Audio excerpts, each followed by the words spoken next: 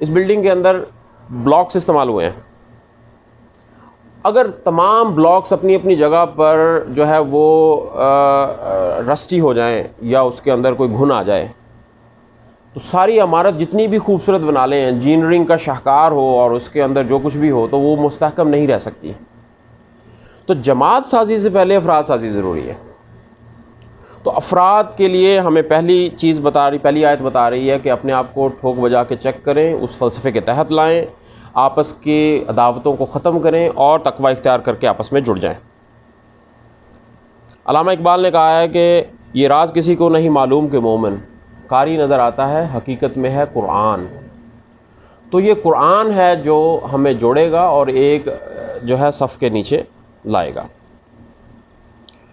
اچھا آگے چلتے ہیں. دوسرا نقطہ اس میں آتا ہے کہ جماعت سازی حبل اللہ سے حاصل ہوگی اور اس سے ہمیں وہ تمام اختلافات مٹانے میں مدد ملے گی کہ جو ہم نے رنگ, نسل اور اپنی جو ہے وہ سوشل سٹیٹس اور باقی دوسری جو ہے وہ سیاست یا دین کی جماعتوں میں ہم نے کریٹ کر لیا ہوا ہے, اس سے بچنے کے لیے ہمیں دین کی طرف پلٹنا ہوگا.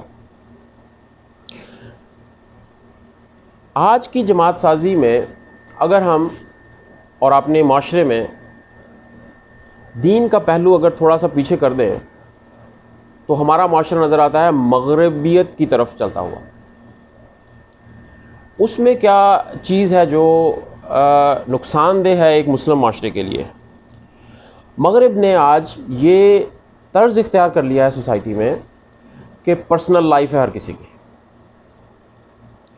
یہ اس چیز نے ان لوگوں کو اتنا اس نقطے پہ پہنچا دیا ہے کہ ایک بندہ یہ سوشل میڈیا پہ ہم دیکھتے ہیں ٹرین میں یا کسی پبلک پلیس پہ ایک بندہ جو ہے وہ مر رہا ہوتا ہے اور دوسرا اخبار پڑھ رہا ہوتا ہے بیٹھ کے اور ان کو کوئی غرض نہیں. ایک لڑائی جھگڑا ہو رہا ہے, پٹ رہا ہوتا ہے اور دوسرا اس کے اندر مداخلت نہیں کرتا کہ میرا کیا کنسرن ہے, وہ جب ٹرین رکے گی وہ اپنے راستے جائے گا, وہ اپنے راستے جائے گا. یہ چیز آج اسلام کے معاشرے میں نظر آنا شروع ہو گئی ہے. مجھے یاد پڑتا ہے کہ جب ہم چھوٹے تھے تو لمبے بال رکھ کے کوئی بچہ اگر کسی بغالے پہ چلا جاتا تھا تو بزرگ اس کو ٹوکتے تھے. آج یہ چیز مشکل ہے, نہیں ہو سکتی. اخبار میں ہم جب یونیورسٹی میں تھے تو اخبار کے کارنر پہ جا کے کھڑے ہو کے شام ساری اس میں گزرتی تھی. شروع میں تو اس کی ہیڈ لائنز پڑھ لی, شام میں جب وقت ہوتا تھا تو پھر اندر کی تفصیلات دیکھتے تھے.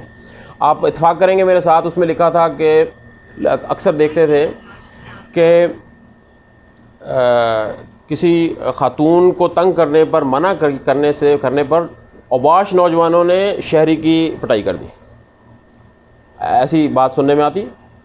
مطلب یہ ہوا کہ نیکی کی دعوت دینے میں بھی تھوڑی سی ہچکچاہٹ آ رہی ہے آج کل, اور جو ہے وہ برائی سے روکنا جو ہے وہ بھی مشکل ہو رہا ہے. اچھا اس سے آگے بڑھیے, یہ ایک چھوٹی بات ہو گئی. اس سے آگے بڑھیے, کرپشن کرنے والے اگر ہم 20-30 سال پیچھے جائیں تو ڈرتے تھے, کوئی ڈھکے چھپے الفاظ میں بتانے کی کوشش کرتے تھے کہ مجھے کوئی مٹھائی دی جائے, میں آپ کا یہ کام کر رہا ہوں, تو وہ کچھ نہ کچھ دیا جائے. آج کل ہم کس نہج پہ چلے گئے؟ دھڑلے سے کہتے ہیں.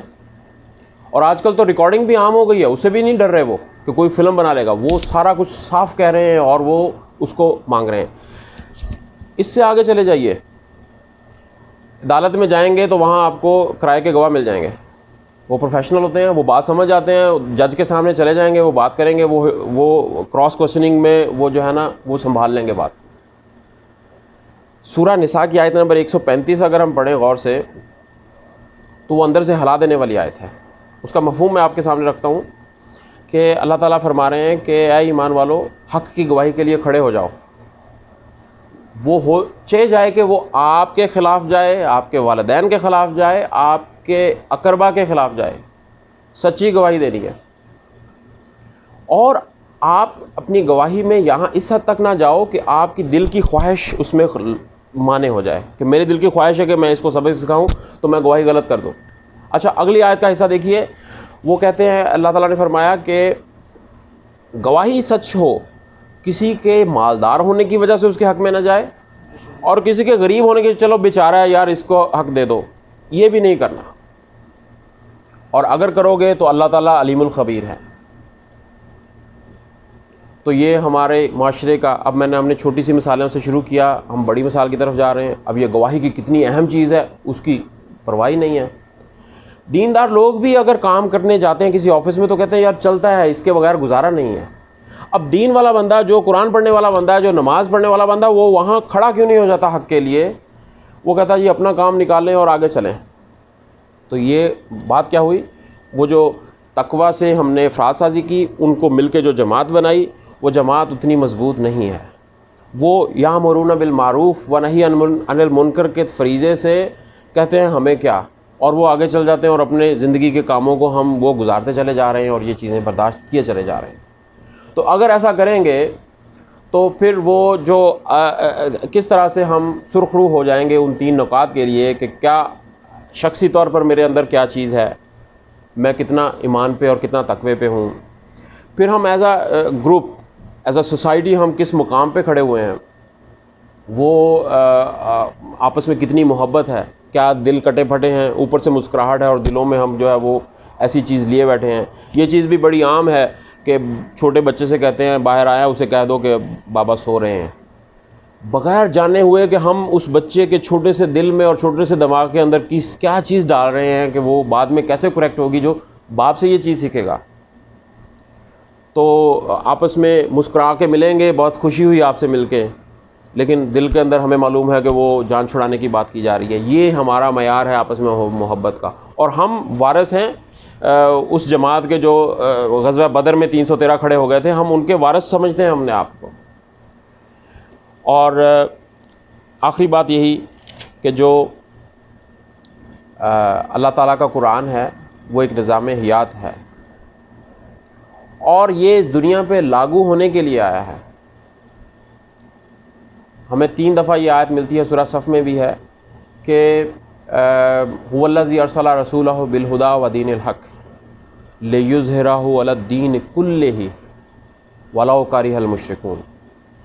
اللہ نے اپنے قرآن کو، دین حق کو رسول اللہ صلی اللہ علیہ وسلم کے ہاتھ ہمارے پاس بھیجا کہ یہ نظام حیات بنے، اس کے مطابق عدالتیں چلیں، اس کے اوپر سوسائٹی کے فیصلے ہوں، اس کے اوپر ہم کھوٹے اور کھرے کو پرکھیں، بے شک یہ کسی کو برا لگے تو لگے. اب یہ ذمہ داری اس جماعت کے اوپر تیسری آیت کے ذریعے ہم پر عائد ہے اس وقت. اور ہمیں آج کے درس کی گفتگو کو سمیٹتے ہوئے میں یہ کہوں گا کہ ہمیں یہ دیکھنا ہے کہ انفرادی طور پر ہم کس معیار پہ ہیں. وہ جو بلاک جس سے یہ عمارت بنی ہے، وہ ایک بلاک کتنا سٹرونگ ہے، وہ لوگ ہیں ہم لوگ. پھر آپس میں یہ عمارت کس طرح سے گوندھی ہوئی ہے، کہیں رکھنے تو نہیں ہے، کہیں بیم کمزور تو نہیں ہے ایک اور دوسرا مضبوط ہو اور وہ ایک طرف ڈھلک جائے. تو کیا عمارت اپنی جگہ پہ مضبوط کھڑی ہوئی ہے؟ جب یہ عمارت اپنی جگہ پہ مضبوط کھڑی ہوئی ہے تو کیا یہ اپنا پرپس سرو کر رہی ہے؟ وہ نیکی کا نظام دنیا میں آ رہا ہے، وہ سچی گواہی کے لیے ہم اپنے والدین کے خلاف گواہی دینے کے لیے تیار ہیں؟ کیا یہ جماعت اس کام کے لیے ریڈی ہے کہ وہ حق کے لیے ڈٹ جائے بے شک کہ اس میں نقصان ہوتا ہو؟ تو یہاں پر میں اپنی گفتگو کا اختتام کروں گا کہ ہمیں یہ دیکھنا ہے کہ ان 3 آیات کے اندر 3 نکات جو ہمارے اوپر ہیں، کیا ہم اس کو جو ہے اپنا اعادہ کریں، اس پیغام کو دوسروں تک پہنچانے کی کوشش کریں، تاکہ اس دعوت کو اور اس قرآن کو اس دنیا میں بھیجے جانے کا اور رسول اللہ صلی اللہ علیہ وسلم کی بعثت کا اصل مقصد جو ہے وہ حاصل ہو سکے.